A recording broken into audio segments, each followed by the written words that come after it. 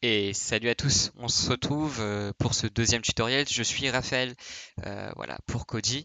Aujourd'hui, on va se retrouver pour dans un nouveau tutoriel où simplement je vais vous apprendre à créer un jeu qui est assez amusant. C'est tout simplement un jeu qui vous permet de deviner l'âge d'une personne. Ok? C'est-à-dire qu'en gros, on va créer une application qui va choisir un chiffre aléatoire entre 1 et 100, par exemple.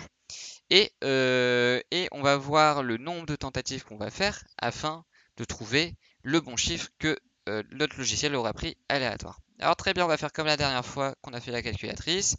On va créer un guess my age.py. Encore une fois, très important d'utiliser le point .py. On va créer une fonction qui va s'appeler deviner-du-bas h par exemple. Ok? Encore une fois, guess my age, vous aurez très bien pu mettre autre chose à la place. Ok? Maintenant, ce qu'on va faire, c'est qu'on va créer une variable qui va être l'âge à deviner, ok? Qui est égal à un random. Ah, attention, pour le moment, ça ne marche pas, c'est normal.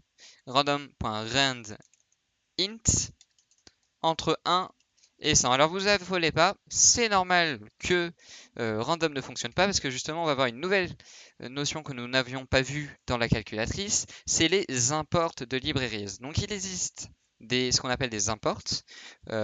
Pour ceux qui, encore une fois, qui ont déjà fait du Python, je pense que c'est même certain, vous savez ce que c'est.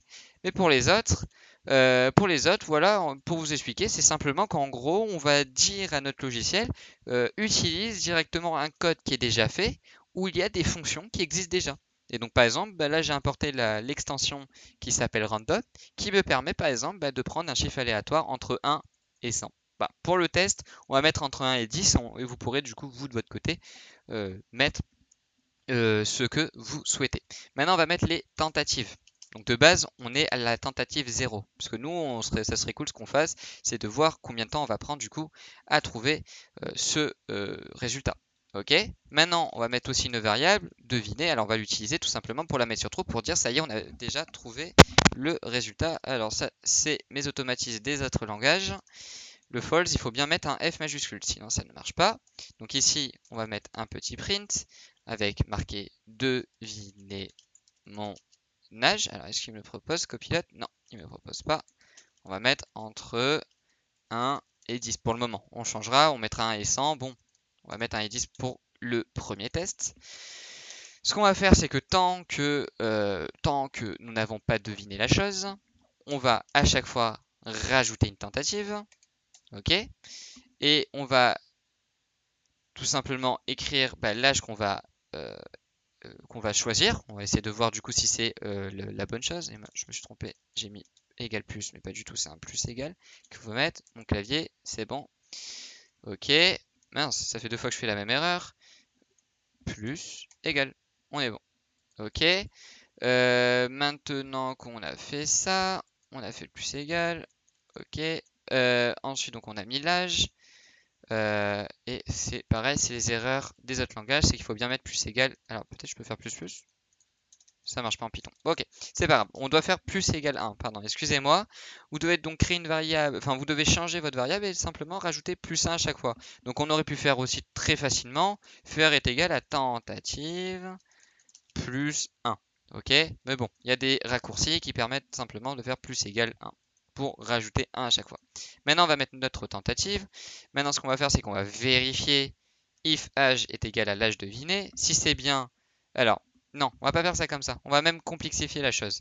Si le chiffre choisi est en dessous de l'âge deviné, simplement, on va mettre print que c'est trop bas. Ok.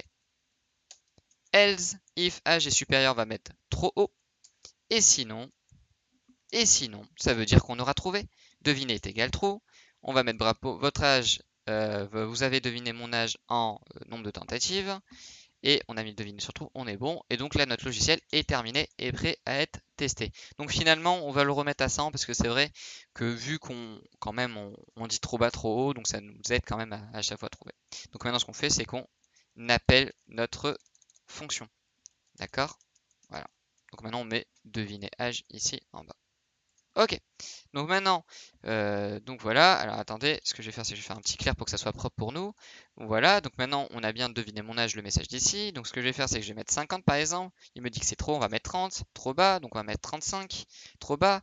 On va mettre 39, trop bas, on va mettre 45 peut-être. Eh bien, j'ai trouvé au bout de 5 tentatives. Une tentative, 2 tentatives, 3 tentatives, 4 tentatives, 5e tentative, j'ai bien trouvé l'âge du coup qui était de 45.